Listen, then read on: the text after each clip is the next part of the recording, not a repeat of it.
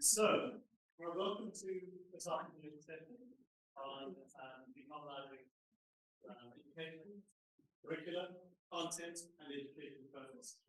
It is a bit of a hybrid session. I'm happy to tell you we have two of the presenters online and two of the presenters here. Particularly who I think not in the program, on the app will be starting the second. So, big welcome to all of you. Moira Farr, the director of NORAC, will give you an introduction on this work in Norway and on the panel, and I'm just going to stick back. Moira. I take the microphone. Yeah. For the people online. Hello. Right, so very, very briefly, we're really, really happy to have this amazing panel of people presenting their work and also Leon as discussant. So NORAC, we're an associated program of the Geneva Graduate Institute. This is the themes that we work in, and here is what it is that we do while we're working in those themes. And we're very proud that the majority of the presenters today are NORAC senior fellows. And we've been working on thinking through together what it might mean to decolonize all of these different spaces and themes and thinking, and also what it means to actually reimagine these spaces and places, what it means to repair these places and spaces, what does it mean to rebuild in a different way.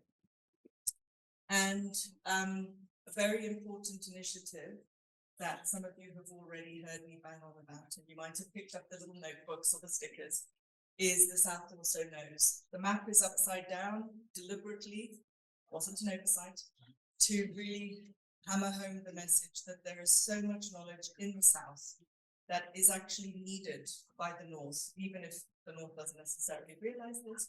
And so it's about reversing that flow of knowledge that's been going north-south for too long, and actually taking seriously our commitment to justice, and in this case, epistemic justice. Click on the QR code, join the network, click on the thing that says, I'm a scholar from the South, and you're then part of that network, and you can network with other people as well as other experts around the world. Is everybody QR coded what they need to? A couple of people still? Okay, good, great. And this is just a sort of an example of the ways in which we're attempting to decentralize our knowledge production. Our special issues, this one is on education and climate change, relevant to the theme of this conference. There are flyers on the front if anybody wants to see the table of contents. They are all available for free online. This came out at the end of last year. And next month, we will be holding regional launches for regional editions of this, not translations of what was already in the English language version, but we have regional editors who regionalize the version, choose the articles that are relevant for their region, and also commission new articles. Do remember, you can always contribute to these special issues. If you have a burning idea that you want to be part of and you want to bring more people on board, you can propose to be guest editor, as Hugh did for NSI 9 that will be coming out in November, and also to write for particular themes as they come out. We always have an open for papers. So that's a little bit about NORAC.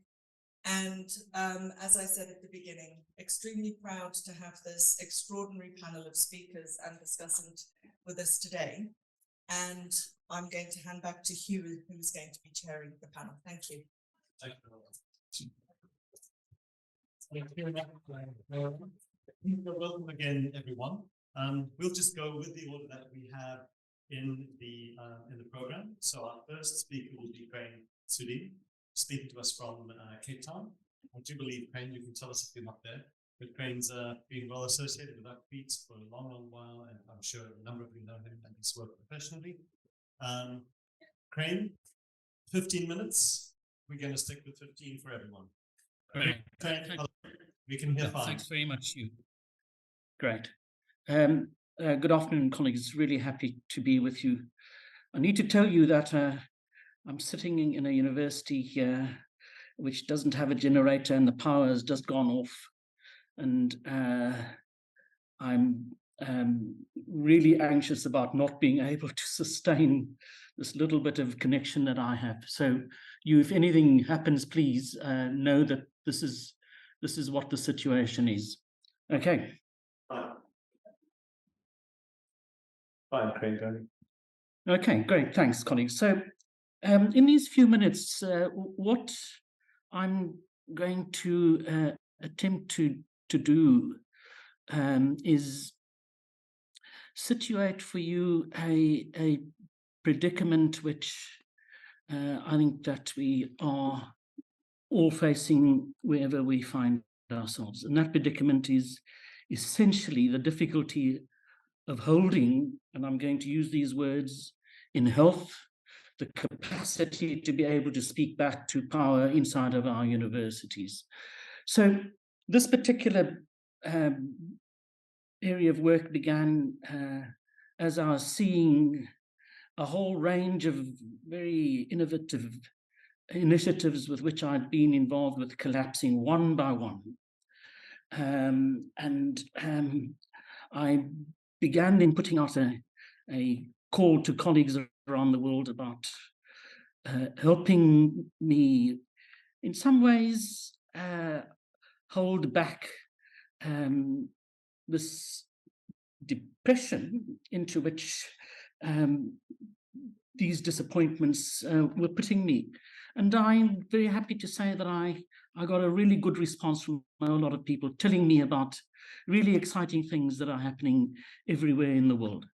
And so I'm right now trying to put together a map of initiatives in our universities around the world that have been able to reproduce themselves. And so that's an important qualifier to leave with you to explain just where I am. But having said that, I remain deeply concerned about the ways in which these knowledge systems everywhere are pushing us in particular directions which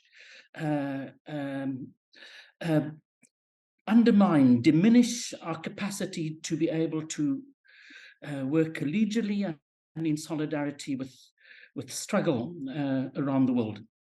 And so what I'm going to talk about very briefly, and I'm going to read it, is this portion of my paper which talks to the idea which Bonnie Honig, whom some of you might know, political philosopher in the US, who talks about holding cultures.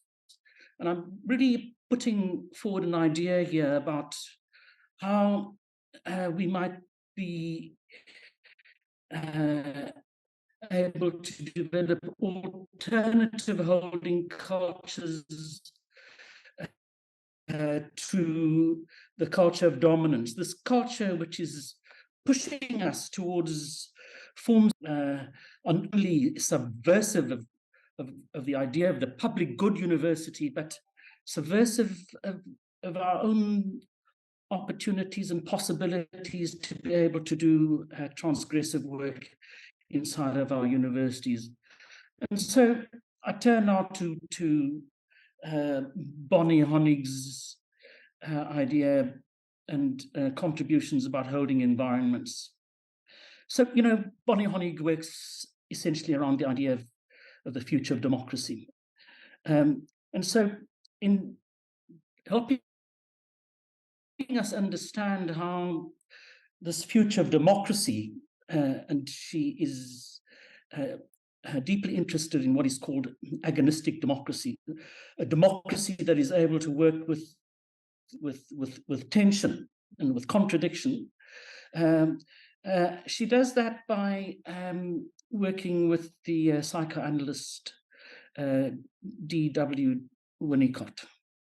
And she uses his object relations theory to try to explain an approach to us to thinking about a holding culture. As Honig explains, and she's talking now about object relations theory.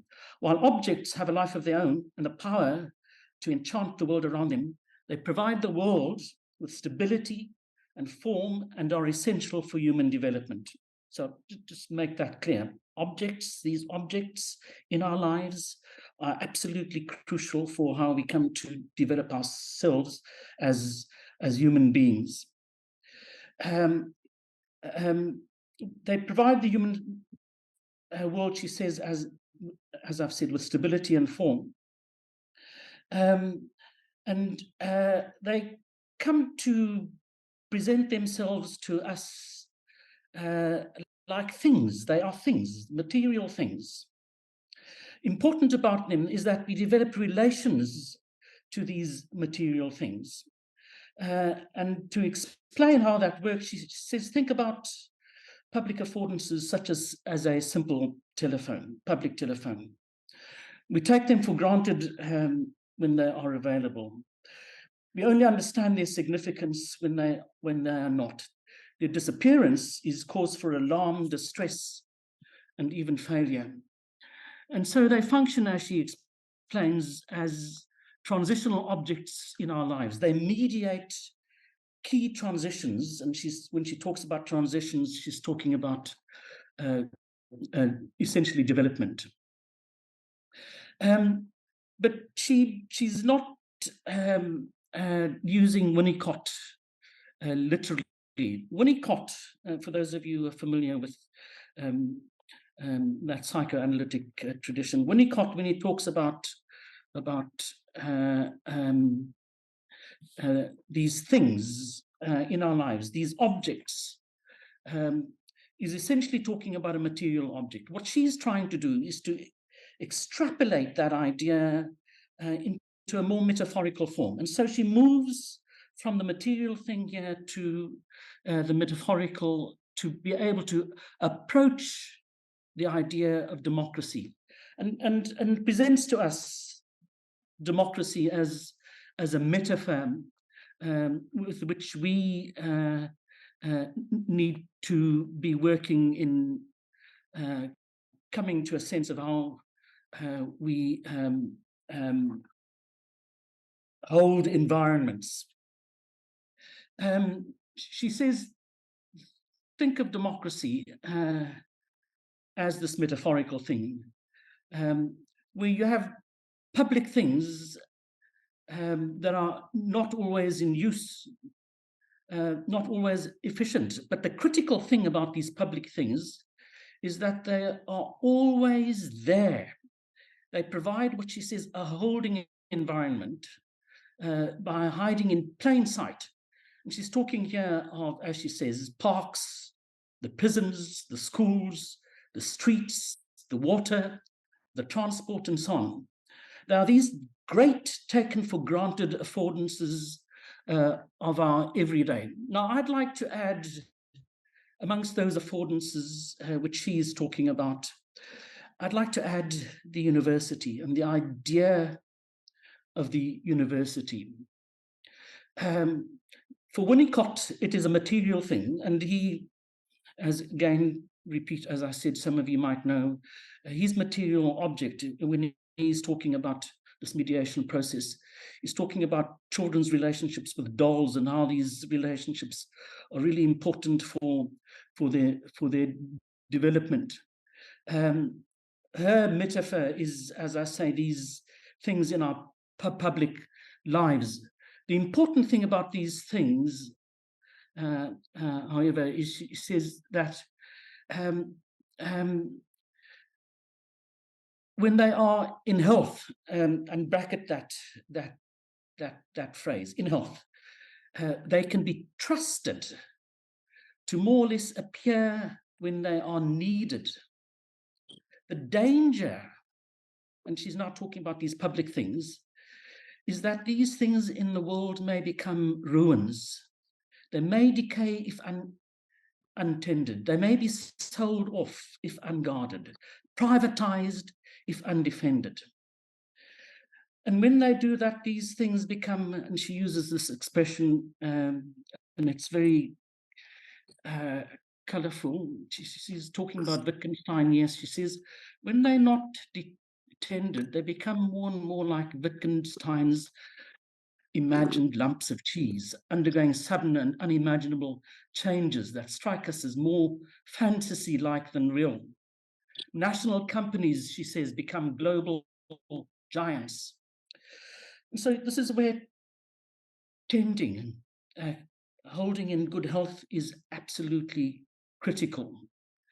She says tending is a critical activity for keeping the thing, the university, in democracy and health. It takes place in what she describes as healthy holding environments.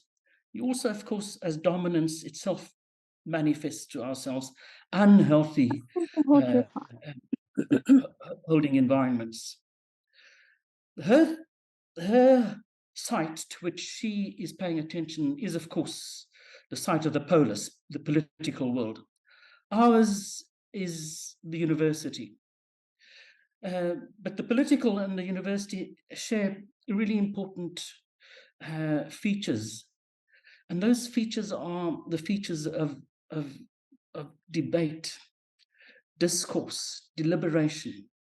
And it is how we keep in health and how we are able to reproduce these characteristics of debate, discourse, and deliberation, which she says are important. Because what the neoliberal order does is wither the regard, the concern that we have for these things.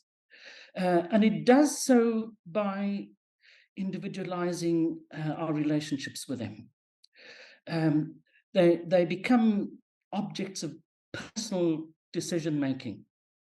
And in making them objects of personal decision-making, we reduce their capacity to be able to do for us what these public facilities afford. They reduce and become the domain, if you like, of private work. Now, what private work does is diminish people's opportunities for working together, for what she describes as democratic deliberation and will formation. And so the constitutive effects of this, and this is my anxiety about where we're going in the university world, and why this discussion around holding on to disruption, of which decolonization is an example, is so important, is what this individualization comes to do is to pass, P-A-R-S-E, pass our identities in both syllogisms and algorithms, logics and habits of unbounded self-preoccupation, self-interest, self-glorification. It pushes us into competition with one another. It uproots us from the commons in which we are located, and it leaves us with this pride, this hubris of self-sufficiency. We detach ourselves from the opportunities for working together. But in the process, we also make ourselves vulnerable to particular kinds of alienation, which we often can't describe. Loneliness.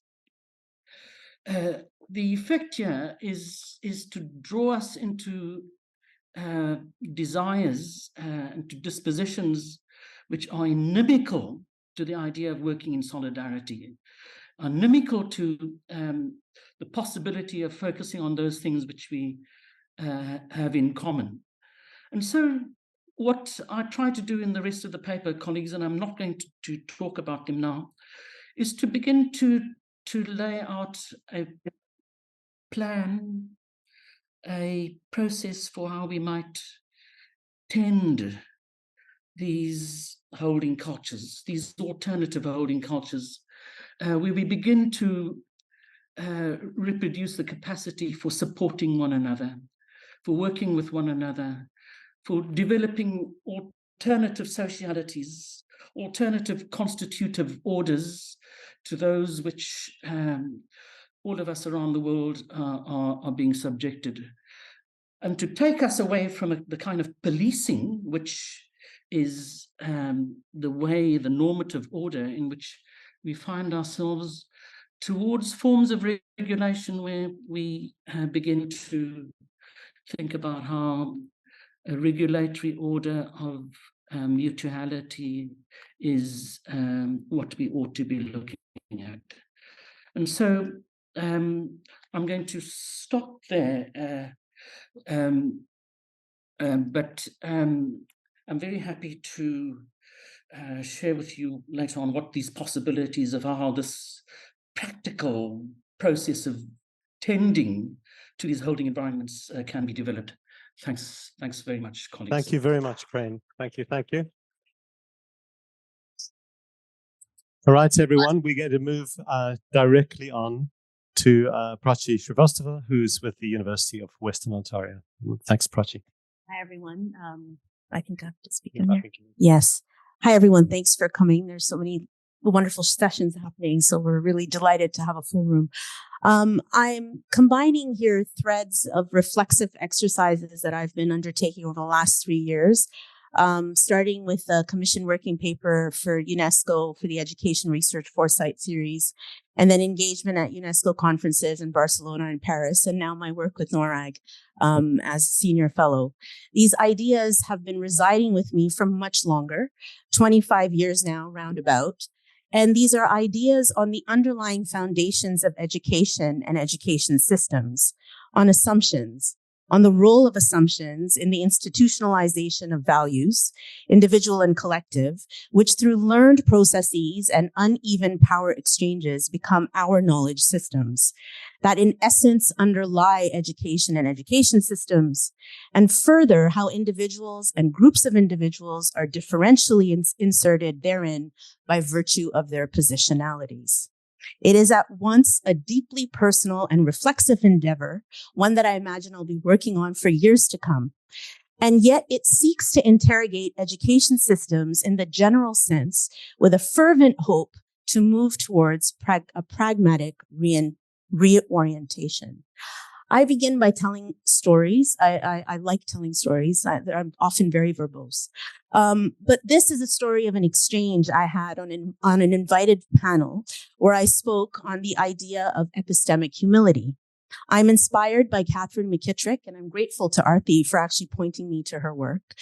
McKittrick, through her deep engagement with Black methodologies, ruptures ideas of dominant ways of scientific presentation in form and in content. She ruptures them as the knowledges, as the canon. Instead, she argues stories and storytelling are essential to, and I quote, sharing, which is not understood as an act of disclosure, but instead signals collaboration and collaborative ways to enact and engender struggle. Stories and storytelling signal the fictive work of theory. It's a poetic book. Please read it. It's lovely. So what happens in my story? It's Barcelona. It's May 2022. I was invited to speak on a panel on knowledge co-construction at the UNESCO World Conference on Higher Education. In a full room of invited delegates from all over the world, including UNESCO chairs, academics, high-level policymakers, I propose that we should rethink our ways of knowing, professing, creating from the lens of epistemic humility. It received from some corners of the room pin drop shock and silence, the kind one may encounter by visitors at the Louvre had one just thrown a pie at the Mona Lisa. Of all the concepts discussed, it was the assertion of epistemic humility that received the most critically engaged discussion. And I had comments like, I don't understand the concept of epistemic humility. What do you mean by humility? Why do we need it? And I asked myself why that was. And nearly a year and a half later, I'm still asking myself this question. In the moment, I felt my job was done because the concept of epistemic humility provoked so many people. But the lingering feeling of confusion and intellectual curiosity remained. And I can only begin to understand it by saying that this is because for those of us who have been marginalized and who have occupied positions of marginalities throughout our entire lives, the concept of humility is really not at all provocative.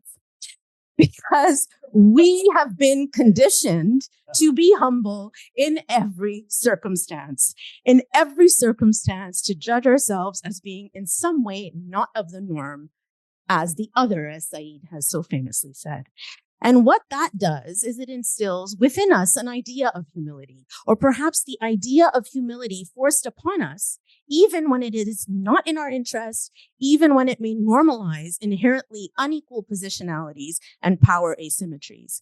And perhaps when those who have occupied positions of latent power, of assumed relational superiority, when they are confronted with the suggestion of the need for humility, it is deeply decentering. It is one of a position of discomfort. This is, again, goes much back to a much more richer idea of challenging whiteness proposed very strongly by Indigenous scholars. For me, however, the concept of humility is not at all provocative. It is essential to who we must be, both as academics and, more importantly, as human beings. The idea of acknowledging that we do not know everything, that we cannot know everything, and that what we know is temporal and specific to a particular context in a particular point in time and space is just how it is. Epistemic humility, in the simplest terms, is to acknowledge the limits of knowledge, both in time and in fact, and further to acknowledge the socio-political and historical context in which knowledges are framed and legitimized. I argue epistemic humility is essential to engaging with the transformational process of discomfort, to decenter and to deconstruct long-held views and institutionalized structures of relational superiority. It is essential from a Freirean perspective to consciously and critically engage in a process of collective questioning with the hope of reaching epistemic justice for and in education. How much time do you have? We have just over 4. Okay. Sorry.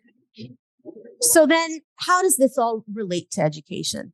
The massive education disruption caused by the pandemic and the continued disruptions that are due to climate change and will continue to happen expose the extent of global and local inequities, existing exclusions, and new dysfunctions of education systems. Some have deepened and new ones will be created. And crucially, and this is the point, this assertion is as applicable to countries with education systems that were widely assumed to be educationally secure. And it is as applicable to them as it is to those that are characterized as precarious or dysfunctional, those of the majority world. And we know that that's how that's been propagated. But what I want to say is that this concept of relational superiority is central to affixing the perspective of what Stuart Hall has classically formulated of the West and the rest, right? And it is propagated by those myths. This dynamic is rooted in the construction and legitimization of particular knowledges and knowledge regimes, which are then taken for granted and valued over others. Alongside this, and sadly, even in this conference, there is a running thread of a technocratic knowledge for education. And this technocratic knowledge is one that forces a view of seeing education as a technical, not a political enterprise. So when I talk about epistemic humility, the idea then is to explicitly acknowledge the mere existing of the underlying assumptions that frame our mental models and that underlie our education systems. And that's not easy to do. Sadly, even at this conference, There is much discussion on what works in education, what solutions should be implemented, what should be bought or funded, criteria, indicators, metrics, results. I'm not saying that these are frivolous concerns. They are, however, still treated shallowly in the main. Rarely are deeper questions on the stuff of education being asked. For what purpose, based on which assumptions, towards which values, for whom, by whom, with whom, and without whom. The keynotes and the more critical discussions remind us of the erasure of the politics of education in dominant processes. And this is my final comment. And epistemic humility, which seemed at first consideration a most benign suggestion by me, is in fact provocative in that context. Thank you very much, Prachi. It's fantastic. We're really revving up. Do you need help with the talk from? Okay, they'll put up the PowerPoint now. Thanks very much. Oh, I didn't introduce you. It's Arati Sriprakash from the University of Bristol. Thank you, Hugh. Thank you, everyone, for coming, and a special thanks to Maura for bringing us together. So I'll be speaking on reparations in the ruins of development. And this connects to a new program of empirical research that I'm about to commence that explores the relationship between reparations and education. And some of the conceptual premise of this work has been published in a paper that's up on the screen, but I'm trying to think through these ideas with, in community with others, particularly through the NORAG Senior Fellowship, about what this all might mean for our field of international development. So, is that going to work? Oh, here? I might have to stand up. Okay, so as Prachi so eloquently put, we've seen, now I won't sort of go into detail here, although I'm happy to expand on any point that might need further explanation. We've seen the dominant mode of development, driven by market-oriented and technocratic approaches. I've been really inspired by thinking with a recent book by Koshi and colleagues on thinking about development as steeped in colonial racial capitalism.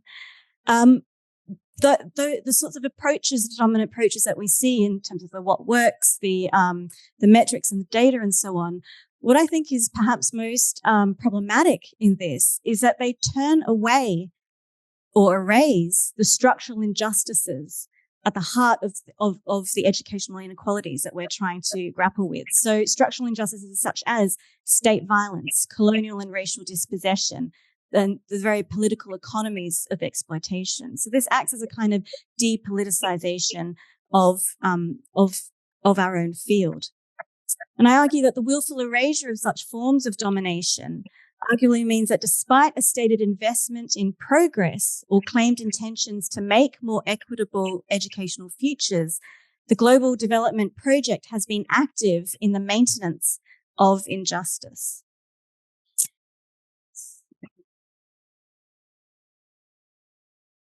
So what are we to do about this? Now, of course, we know about work, really important work by post-development theorists who have said that development itself is a ruin beyond repair. But this line of thinking has often been critiqued for failing to offer clear alternatives, right? Deconstruction without any reconstructive agenda. And indeed, I maintain that I think that development can't be fixed within its own terms, within its existing terms. And I think this goes to the heart of what Prachi was saying about really challenging the underlying assumptions of our work. So how might we envisage a different kind of project of repair within the ruins of development? This requires us to reject assumptions that development is a necessary solution and instead seek means of redress for the injustices which development has both failed to address and has actively created. So this brings me to the idea of reparations and thinking about reparations as a reconstructive agenda. Reparations is an action-oriented approach that, in its project of making just futures, is attentive to attending to past and present structural injustices. It imagines a form of repair that does not fall into the reformist trap of existing development thinking. It's trying to create something new precisely by facing into those past and present injustices. And in doing so, it doesn't presume a return to an assumed ideal type of development. Often the idea of repair gets sort of, but if something is so broken, do we really want to repair it? Right? So actually it's trying to move us on to something else. And this is what Olufemi Otaigwe calls reparations as a world-making approach. It's a way of really rethinking, the norms and the relations and the institutions through which we operate. And in that sense, reparations, even though reparations must involve us confronting the past and indeed our present injustices, it's also a powerfully future-looking approach. Okay, it does have that world-making agenda to it. So at this point, you're probably thinking, well, this is a whole bunch of lofty thinking. But in taking the theme of this conference, responsibility, our responsibility, I think it's our responsibility to imagine otherwise, to not go on in this business as usual. And it is our responsibility to ask what it means for our own communities of practice. And I think Crane's mentioned before about the importance of debate and deliberation, particularly in a context where such things are coming under attack through various authoritarian regimes and so on. And indeed, the kind of gutting of universities means that we do need to think about how we can move out of silos, for one thing, and generate spaces for collective recognition of past and present injustice. And through that collective recognition, which I think is actually what's missing in so much of the approaches that are technocratic, because they are so focused on progress and looking forward, they're failing to think about, well, what are the harms that we might be reproducing that do already exist, that need to be attended to? So through this collective deliberation, I think that there is a responsibility for all of us to think about what we are going to do together. Now, of course, these are frameworks that lots of people have been thinking with. Here are some examples of work, newspaper articles and blog posts around the idea of reparations in our field of international development. And so adding to this collection of voices, I would say that to build a justice-centered approach, the project of global development needs to be recognized as A, being thoroughly entangled with colonial racial capitalism, and therefore an injustice that requires active redress. Now, what might this look like? How do we face this responsibility? Reparations can be conceptualized and indeed enacted in many different ways, and often these interlock. So we can think about along material ways, epistemic, symbolic, and pedagogic. I don't have time to go into these. Some of these are mapped out in the earlier paper that I mentioned. The other thing I've been thinking about is while claims for reparations might validly involve direct compensation to individuals for specific harms or past injustices that have been visited upon them, we might instead take a structural and future-facing approach. So if we're thinking about reparations, it might not be to those who have been directly harmed by past injustices in the system, but thinking about how we can ensure the non-recurrence of those harms through investing in just structures for education for tomorrow's children. So in this sense, again, thinking about tomorrow's children and taking Olufemi Otaigwe's call that reparations is a world-making agenda, the idea of reparations in the ruins of development would seek this kind of future-facing approach such that it is no longer structured around colonial racial capitalism. This requires robust and collective recognition of past and present injustices of global development, rejecting the blind assertions of the good intentions of the industry, and instead asking what is owed to repair those injustices and create just futures. So thank you.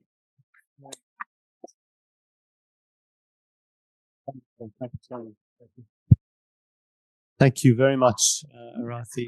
Our last speaker is also coming to us virtually from far away as University of Cambridge, I do believe. And it's Catherine Muller. Catherine, are you with us? I should be able to bring you in now. Can you hear me? Hello, Catherine. Can you hear us? I can hear you. Can you hear me? Fine. Welcome to Oxford.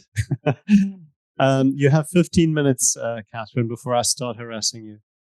Thank you so much. Thanks so much. Good afternoon, everyone. Thank you to Moira for organizing this panel and to Leon for serving as our discussant. I'm humbled to join my fellow panelists whose work I consciously and unconsciously draw on, both in this presentation and in my broader work. Can everyone hear me? Okay. I'll begin.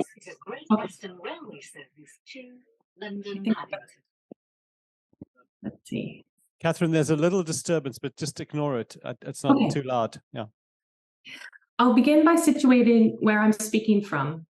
I will then discuss how capitalism, racialized and gendered in its very nature, distorts possibilities of freedom and repair within the existing hegemonic structures of education and development, while also, of course, creating a train of struggle for more just visions of the world as it could be.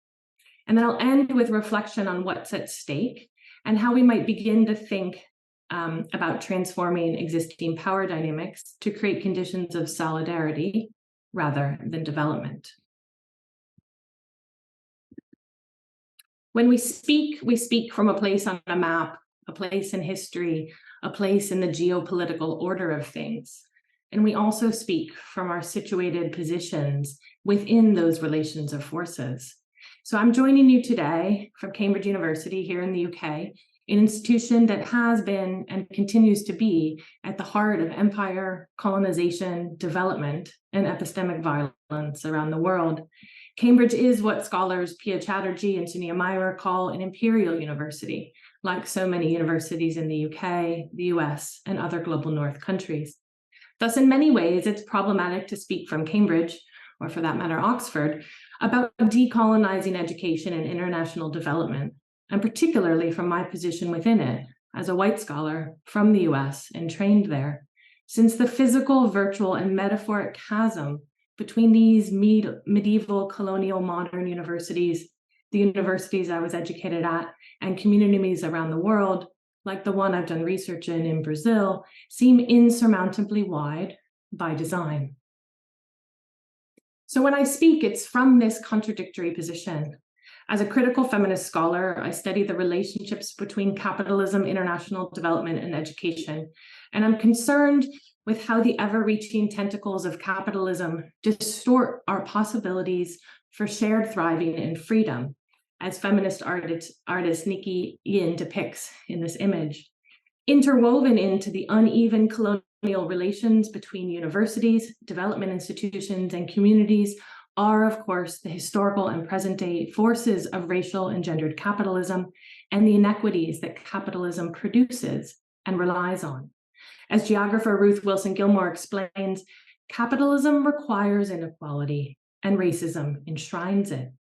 And as we know, racism is deeply co-formed, using Paula Vaqueta's concept of co-formations, with relations of power like heteropatriarchy, ableism, Islamophobia, anthropocentrism, among other forms of power. Over the past 15 years, I've studied two problem spaces, that illuminate the tensions and contradictions within co-formations of power in the capitalist system, and perhaps also some possibilities for repair. First is the relationship between girls' education in the global South and transnational corporations like Nike and ExxonMobil that partner with development institutions. I've written about this in my book, The Gender Effect, Capitalism, Feminism, and the Corporate Politics of Development, where I argue that poor Black and brown girls in the global South become sites for expanding the frontiers of corporate growth and the train of capitalism itself in the name of gender equity and development. My current book project is on the venture capital investment in ed tech companies. It's called Silicon Futures: How Silicon Valley Venture Capitalists Are Shaping Education Around the World. It explores how VCs are funding, profiting from, and losing vast quantities of money without the public ever knowing, despite public funds and development monies being used to purchase these technologies that are used in classrooms and schools around the world, often part of development programs. This is occurring despite well-documented concerns regarding the discriminatory designs often built into these technologies, to use Ruha Benjamin's language, the harvesting of data from consumers, their surveillance of users and communities, the exploitation of precarious laborers powering AI and machine learning, and the environmental extraction necessary for technological production and use. In thinking with these sites of girls' education and ed tech as examples of the embedded relationships between capitalism, education, and development, I'll briefly attempt to lay out the problem, which is essentially a summary of the collective work of my fellow panelists and some ideas of where we should go from here. Coloniality as an enduring epistemic, ontological, and of course material structure has persisted long after colonial administrations were replaced by new nation states and development institutions within the post-war system. The desire was to develop global and national governance systems with new institutions like the World Bank, the IMF, the United Nations, that still allowed these empires and the transnational corporations often born of colonialism and imperialism, like British Petroleum, influence and control over their formerly colonized nations. Yeah, this first presents a problem of ontological and epistemological violence at the heart of these problem spaces I study, and more broadly, the education development project, as knowledge production, citizenship formation, and schooling systems left intact, the racialized and gendered hierarchies born out of enslavement, indigenous genocide, the sexual patriarchal violence against women, and the continued destruction of languages, religions, and cosmologies. Colonizing ways of thinking and being were thus constitutive of educating the modern nation state within the project of development. Thus, education development within this hegemonic structure inherently carries with it these legacies that continue to structure, but obviously never determine, the present and extend into the future, particularly as they become embedded within techno-capitalism's data and algorithmic structures with the ever-expanding role of ed tech in schooling, higher education, and society. This brings us to the second problem, that the material relations of coloniality, the political economy of the structure, with its infrastructures of extraction, its financing and debt structures, its labor regimes, and systems of discipline that have in large part not only been built on structures of enslavement, servitude, and other forms of labor and political and economic control, but have deepened in the modern capitalist system as new frontiers of capitalist growth absorbs humans, ecologies, cultures, and knowledge forms within a system that has to expand and secure its hegemony in order to survive. These extractive, expanding relations in capitalism, in education, are predicated on what my colleagues Clint Konopka, Tyler Hook, Mariam Siddiqui, and Joanna French and I call educational capitalization, or the uneven social material relations and processes through which education is valued in terms of an expected monetary return from investment. Here, education itself is for sale, whether that is through education technologies we all depend on, or for-profit schools. Public funding, data extraction, and experimentation become the source of profit, and entrepreneurial or corporate failure is then absorbed by marginalized individuals, communities, and institutions who may have the most to lose in a largely unregulated industry. So where do we go from here as academics, development practitioners, and/or activists, given our historic moment of interrelated crises, a climate catastrophe, the pandemic, unceasing wars, rising fascism and right-wing authoritarianism, and the unprecedented inequality of the racist heteropatriarchal capitalist system that governs the global economy? Or, as Robin D.G. Kelly asks us, What shall we build on the ashes of a nightmare? Is it possible to carefully move within our historic and present day reality without getting snared in the hubris of imperial knowledge production and exploitation on one hand, or paralyzed by the fear of reproducing this imperialism through our scholarship and activist practice on the other? Is it possible then, from these hegemonic institutional spaces that many of us occupy and that this very conference is located at, is it possible to contribute to transforming these power relations in light of these histories of domination that continue to structure but never determine our political, economic, cultural, and epistemic present? Could it be that from the interstices, the cracks that are not determined, that we have openings to listen and respond to feminist, indigenous, queer, decolonial ways of knowing and being together as humans and other species in an ever more precarious existence together, where our interrelations on the planet demand and will ultimately and inevitably insist that we radically rethink hegemonic ways of knowing, being, and relating to each other and the earth in order that we might create a future of solidarity and shared thriving and freedom. So to echo the words of the late bell hooks, from these spaces, how do we speak? How do we teach? How do we learn to transgress together? From my own position, I suggest we contemplate how we might work towards the following: rethinking, repairing, and resisting. First, we cannot rethink the existing structure of the world using white supremacist, heteropatriarchal, anthropocentric, colonizing ways of knowing. These are fundamentally violent and erase people, traditions, and possibilities from existing. So for those of us in hegemonic institutions, particularly in the global north, we must be teaching, learning, creating, and distributing knowledge differently. And this does not come out without struggle, without consequences, and a feeling that I often have that my students, colleagues, and I are throwing pebbles against a medieval fortress and then wondering why they bounce back and hit us. Second, the violences of the past and the violences of the present have often not been acknowledged by development institutions, NGOs, foundations, universities, museums, etc. And where they have been, the breaches of trust and the inequalities of the present have often not been repaired. These institutions need to address the cumulative intergenerational harms to people, cultures, and land, and the ongoing harms of the present through both substantive acknowledgements and material and other forms of reparations, as Arathi is discussing. Reparations are then also about preparations for our collective futures and thus necessary preconditions for transformation. Third, resist. The institutions that we occupy, whether this is the academy or development institutions, are also trains of struggle and places where we can work towards prefiguring in the current moment the pluriversal futures we want to create.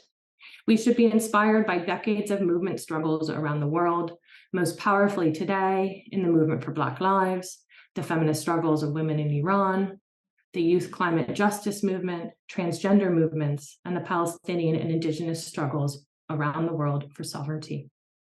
This resistance can happen through and within universities and development institutions, but it cannot be led by these institutions, by those of us from dominant groups. The resistance has to emerge from communities that have been historically marginalized from elite institutions and their effects on the world. In this way, these institutions and those of us in them need to engage in the humble role of listening and solidarity rather than leading, as Prachi discussed with us before. So these three practices of rethinking, repairing, and resisting are only part of a struggle for a more just world, but integral from my perspective to developing a framework for transformation. Thank you so much. Wow, thank you, thank you. Thank you very much, Catherine. Those have been 4 wonderful presentations. When Crane started, I thought this is really revving us up, but everyone managed to step it up as we went through. So it's been a wonderful 4 inputs. I do hope we'll have time for questions. We certainly shall questions and discussion, but we have we're on time. We have half an hour. So Leon is going to present a small discussion or sum up, present a few points, but that will lead into a discussion and hopefully raise some questions for you to think about. We have plenty already, but Leon will sharpen some of the points for us for 5 minutes, and then we'll have time for discussion. Thanks. Thanks very much for the invitation. Thanks very much, especially to the 4 speakers, each of which was so rich. I think everyone will agree in ideas. And I think there was a coherence across the piece that I picked up, but also some tensions. And I think, Catherine, you alerted us to the complex nature of capitalism. And of course, in your own analysis, Arathi, of colonial racial capitalism, and Prachi, you provided us with a way of beginning to think about how one might approach the epistemic damage, violence that's being caused through colonial racial capitalism, through the kinds of analysis of multiple formations, intersecting inequalities that Catherine alerted us to, and Crane, made us think about the importance of holding spaces, of holding environments, and how important higher education, a potential role for higher education in that, and of course, underlying all 3 of the narratives was this idea of reparation as being a way of rethinking aid to education, as a way of rethinking how we might think about education in relation to sustainable futures. So taken together, one can see an emerging narrative. I guess one question is about what is distinctive about the current crisis that you 4 are describing and responding to. People, going back to the class struggles of centuries, the anti-racist, anti-colonial struggles, of Pan-Africanism, and subsequently the struggles for national liberation, the post-colonial kinds of analysis, as well as anti-colonial, and of course, the anti-racist struggles that have been going on for many generations. The analysis of racial capitalism emerged in South Africa, in fact, as a way of analyzing it, change. And it does, so there is a question, I think, about the distinctiveness of the current conjuncture. And of course, it's important to be clear about that, because if one is seeking to formulate a response, then one really needs to understand that. Is it to do with the pace and scale of the crisis? Is it to do with the deepening environmental crisis, which in a way could be seen as overlying or underlying or completely surrounding the other crises?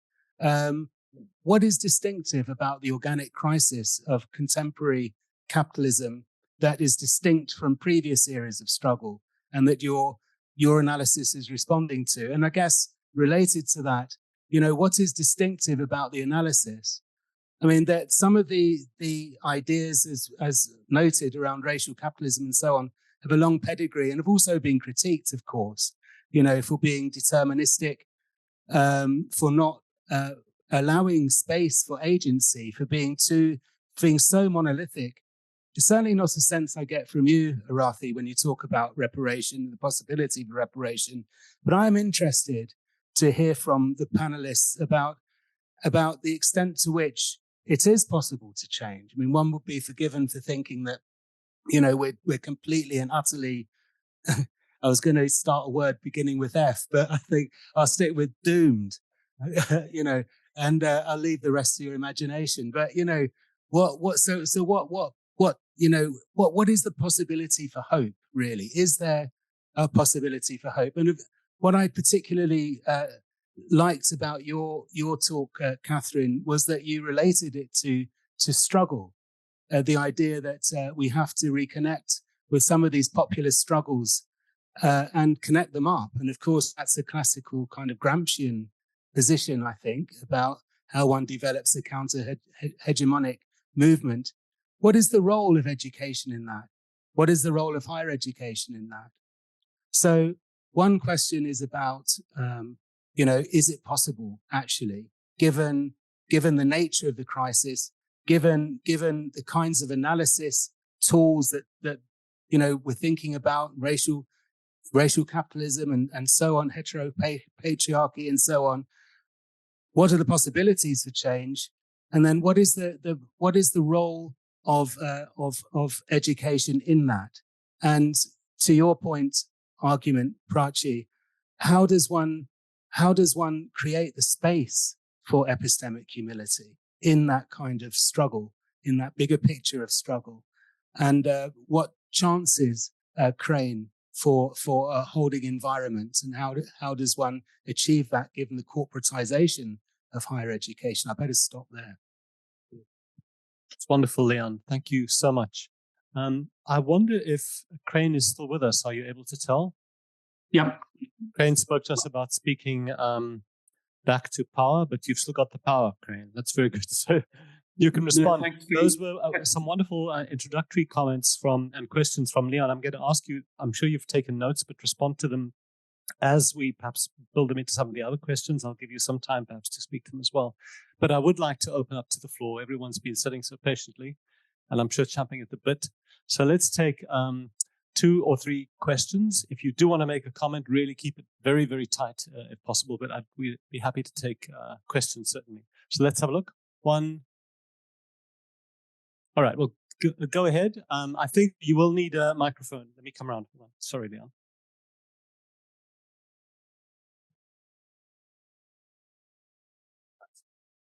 I am Joshua Muskin from Geneva Global. So Leon mentioned that reparations came up several times in the discussion. As an American, reparations conjures Ta-Nehisi Coates' approach to it, which is very finance-based, not entirely as a start. And I'm wondering where the money fits in to your vision of reparations. Working in the philanthropic sector at Geneva Global, think of things like trust-based philanthropy, or now USAID's talking about localization. But both of those, to my mind, would seem to fall within your description of how do we rejigger the current development approach in a way that doesn't disrupt the power dynamic within it. So I'm wondering where you see money fitting into this, and then very practically, how does that operationalize? Thank you.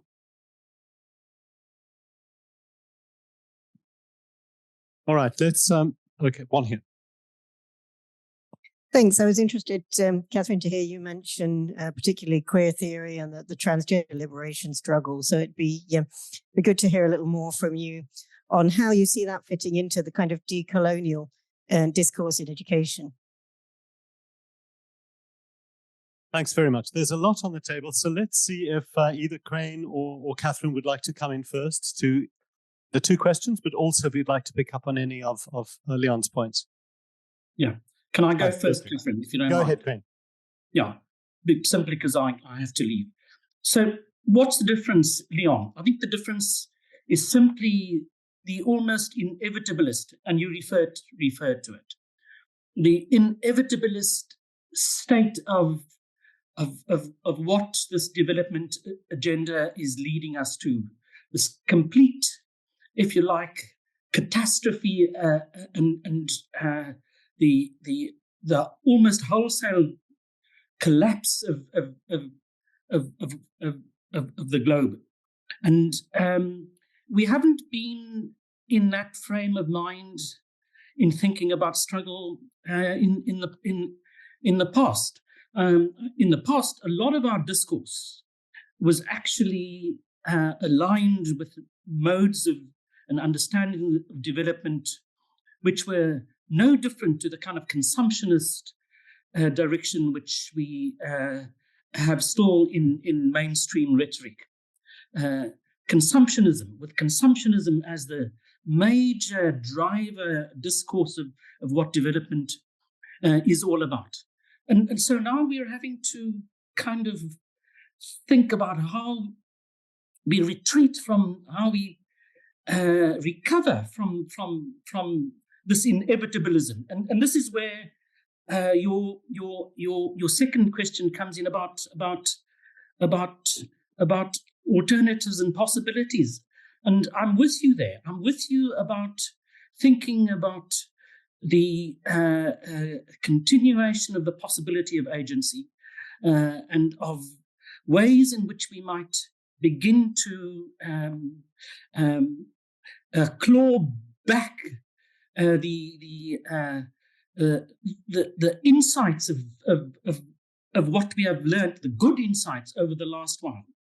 The problem is, and I'm going to leave with this, the problem is that we don't have a theory of change anywhere. We're essentially having to, in some ways, make the struggle as we are walking it. So we've lost those grand narratives that we had before, and we're now needing to almost instinctively reach out to each other in this hope that, in reaching out and keeping our discourses and our dialogues going, that we might latch onto something which takes us beyond where we are. And it's not a good space in which to be finding ourselves. Thanks. Thank you, Crane. Catherine, just indicate if you want to come in, but all right, go ahead. Sure, no, I'm happy to jump in. And Crane, thanks for responding. Thank you for the questions, Leon. Thank you for your comments, and thank you for the question from the audience. I mean, I think in terms of just this moment, I think it's the consolidation of so many crises simultaneously that makes us, it's very scattered in how we might respond, right? I think it's also, that's then the terrain of struggle that makes it so complicated for social movement organizing, is that it's coming at us from so many directions, right? And coming at particular people in more specific ways than the rest, right? So I think the existential nature of the climate crisis. I mean, we take the news this week in Libya and Morocco and Hong Kong. I mean, we are in a kind of a tipping point, an existential moment of crisis in terms of the climate. I think also the kind of moment of techno-capitalism that we're in makes it so that it is somewhat distinct in the ways in which the power structures around technology have they gone?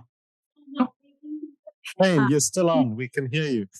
is intervening, right, in our in all of our social relations. They've right? taken our stuff.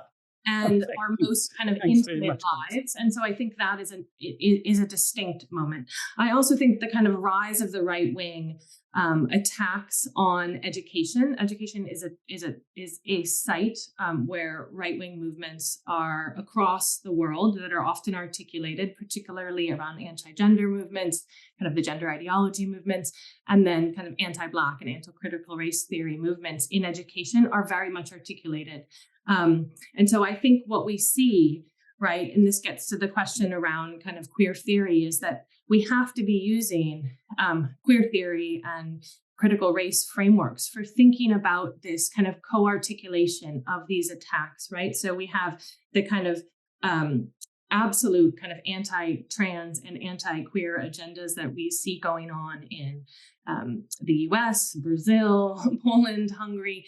They are multiplying in terms of the way they're playing out on teachers, on curriculum and pedagogy. I mean, in the US, and for example, the state of Florida or the state of Texas, it is very, very clear the way that's playing out on young people and teachers. And so it's essential that we're thinking about how that's articulated with also anti-Black movements, right, that are attacking critical race theory. Those are happening together simultaneously, right? They end up playing out in different ways, but we need to be thinking about the ways in which those are often coordinated. Just looking at the US and Brazil, for example, we can see the way that that's playing out. And so I think we really have to use kind of feminist and queer perspectives in order to be able to think carefully about this moment.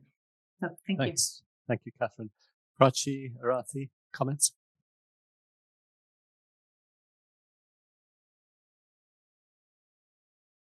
Thanks. So Leon, and generally to the audience, I think, I've been thinking a lot about what it is that's distinctive about this moment in time, and we've had some conversation with some people on the side. And I think one thing is, you asked about hope. My very first comment in my talk was that there's a fervent hope which I refuse to let go of. I will not let it die, because no matter how dire, we must seek that hope. That's where there is room for change. The moment we say, okay, it's hopeless and we're done, that's the end.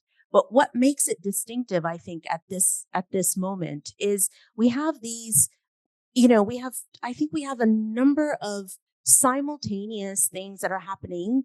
For example, the technological revolution that we're seeing, AI, the oppressiveness of that, the environmental crisis, the about right turn globally. But at the same time, we're seeing quite resolute movements for social justice across all these marginalized communities that we haven't seen, I think, in such strength. And it leads me to think about, at one time we're atomized. The technological revolutions and the capitalistic framework within which we live atomizes us. It disenfranchises us. It disconnects us from one another. But at the same time, there's this idea of how it is that we are all somehow connected by virtue of our disconnectedness, by virtue of our exclusions. How is it that different marginalities, or people occupying different positions of marginalities, how is it that they are connected with one another? Castells talks about the fourth world, and he says very much the fourth world are the networks, the constellations that we can draw across territory 1, 2, 3, 4 in the sameness of their experience of exclusion, right? And that actually is what brings us together. So there is where there is strength. There is where and I think we can use technology to enhance that. So how can we connect with one another on that virtue? Right? So there's a way of somehow using that to create hope, having these networks, having these talks, sitting in this place, the way that Catherine describes Cambridge, sitting in this place and having this discussion, to me, is the ultimate haha. It's the ultimate irony. It's the thing that we would never expect even 50 years to be able to do 50 years ago. So this, to me, is where there's hope. That's the space. And how do we enter that space? We enter that space, from my perspective, from a place of humility. And it is much more incumbent on the institutions, on the individuals that have secured a place of power and privilege to be humble, than it is on those of us who've been marginalized to assume positions of humility when they are forced upon us. So I think there's also a tension in humility, that where is the onus, on who is the onus of being humble? We should all be humble, but it is much more incumbent on those institutions, on those individuals, to enter that space with humility, and to enter it with a true desire to connect with those institutions, with those structures, with those positions of marginalization, which haven't been done before. Great, thank you. Thanks, Leon and folks, for the really important questions and comments. I very much agree with what Prachi and Catherine have talked about in terms of the multiple crises, and particularly Catherine's point about the co-articulation of oppression as perhaps this being seen as a distinctive moment. But Leon, I also agree and indeed elaborate in another writing just how particularly the reparations movement is long-standing. It's a long-standing struggle, and that ought to be recognized. So I don't think that this is a framework that is new as such. And as a framework, I don't think it's distinctive as such, but I think it is one that is helpful. And the reason why I think it's helpful at this moment, and folk have been talking about the kind of political context, but for a moment, I'd just like to talk about, I suppose, my journey through, our intellectual resources that we have available to us. And as a sociologist of education, we've been working with, broadly put, kind of social reproduction theory, right? The way that education reproduces social hierarchies. Now, that work's really, really important, thinking about Bourdieu, Bernstein, so on. But actually what's largely missing from it is what the moral imperative is. What do we do about it? And how do we do that together? And I think that, for me, is the distinctiveness of bringing a reparative lens, a reparative justice lens, a reparations lens into education, because it demands of us that consideration of ethics and action. And that's where I think it is about agency. I think that's where the hope is, right? The question about tax. Oh, sorry, I've written about taxes here. Sorry, what was the question about? Money. Where the money? Yeah. So what about the money? Yeah. So I mean, I've been thinking about reparations along the lines of epistemic reparations, reparative pedagogy. So these are the things around our practice, and many of us are educators and practitioners. These are also the things that we often do have the power to do, right? So that's where the kind of agency and hopefulness is. The trickier bit is, how do we transform the political economic systems that create oppression? And so I'm not an expert. I have to, proceed with humility here, that I'm not an expert in this field, but in doing some of this thinking, I've been reading work by, for example, there's Anthony Kalulu, who has recently reported that 99% of anti-poverty funding stays in the hands of the global development sector, which means Western agencies. So there's something there about the concentration of wealth. Catherine mentioned the extraction of wealth, and indeed dispossession of people and lands through our industry of global development. Folk who have been working in the area of tax justice, and particularly thinking about public sector financing, I think are doing some really interesting work. I don't claim to have all the answers, but I think, the principles of thinking about redistribution, I think, are really important here. So could we have two last questions? Okay, one from you, and then. Thank you. I'm sitting in the midst of giants, and I am very inspired by your work. So I do appreciate that you'll be bearing with my ignorance. But I had a question about, so I just wanted to ask, where do you see in this building anew from the ashes, the individual and particular kind of post-colonial realities and struggles? Do you see a role that they play in this? Where do they fit? Do you see that there is a scope for that too, in this building anew? Thanks very much. Supriya. Thank you all for your comments and papers. I'm Supriya Bailey from George Mason University. I'm going to frame it as a sentence, but it's a question, really. I'm just, because it's easier to ask the question that way.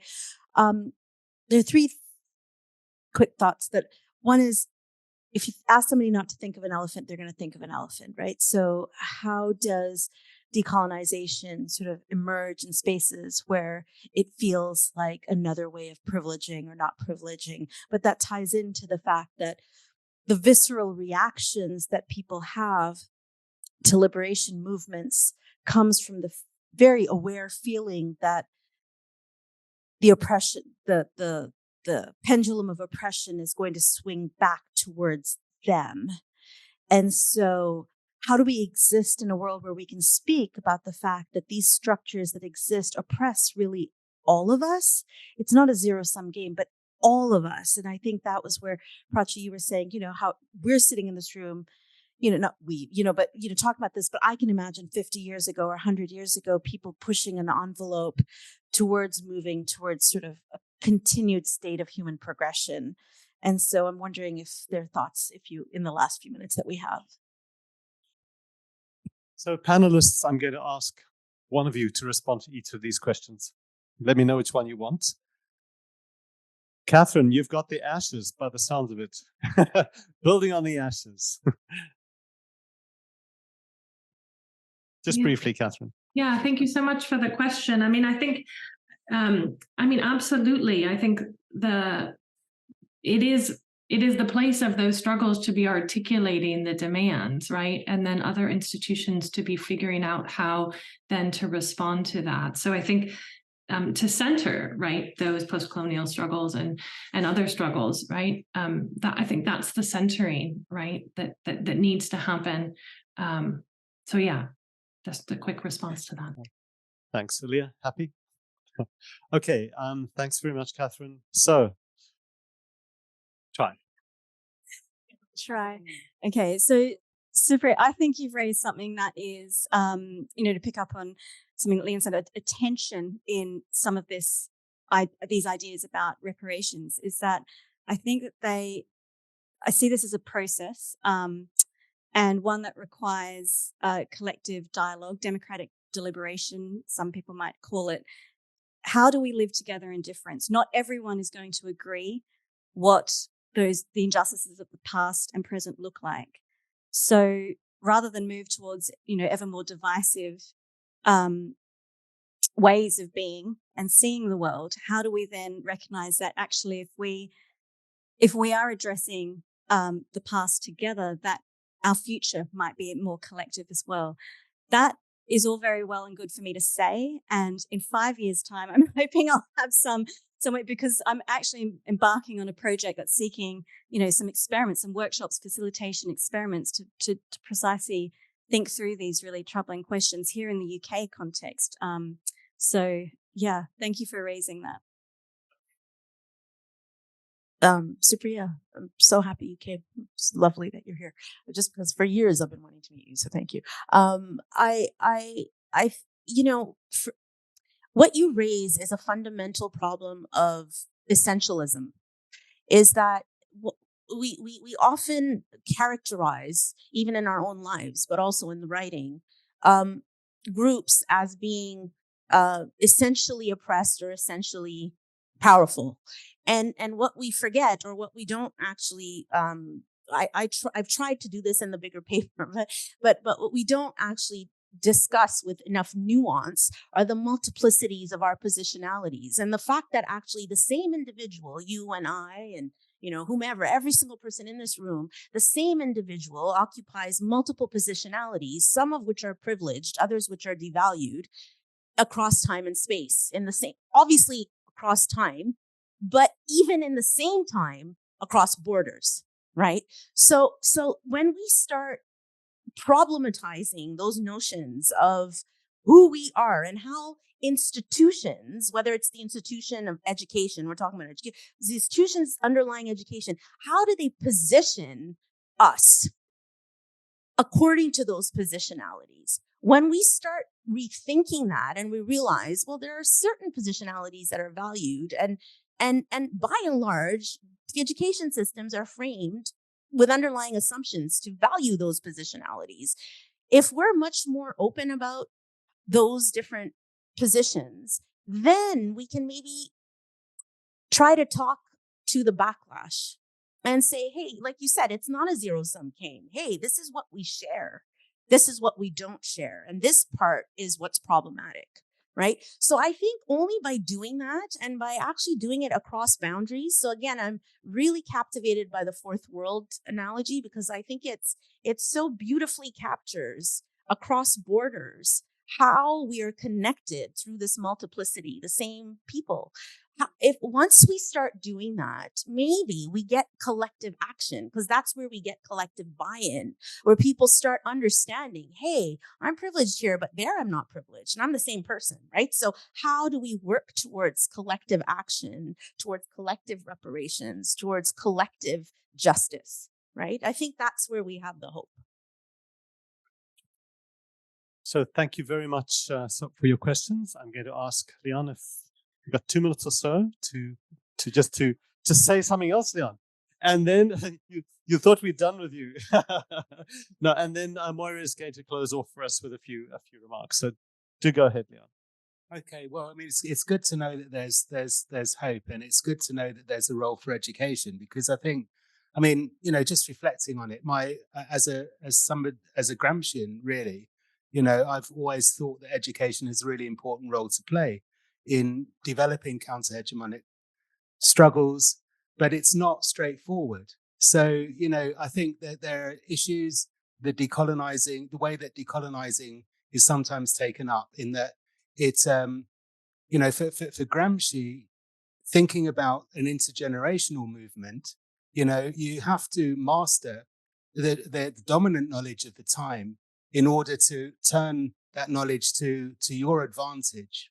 So I think there are real questions around decolonizing, the role of education, and what decolonizing actually means in formal education systems. But of course, for Gramsci, it was also the role of organic intellectuals in civil society that were critical. And this, I was particularly taken by your reflections there, Catherine, around the role of organic. And there I think it's about conceiving education much more broadly, a new public education, one that can co-create with our communities new ideas and ways forward. Thank you so much, Leon. Moira? Very, very, very briefly. One of the reasons why I'm even more proud than I would normally be to be participating in something like this is I started my first PhD in 1994, looking at Negritude, which is West African literature of independence, also in the Caribbean, but I was looking at the West African work. And I left after a year because I wasn't allowed to ask these kinds of questions.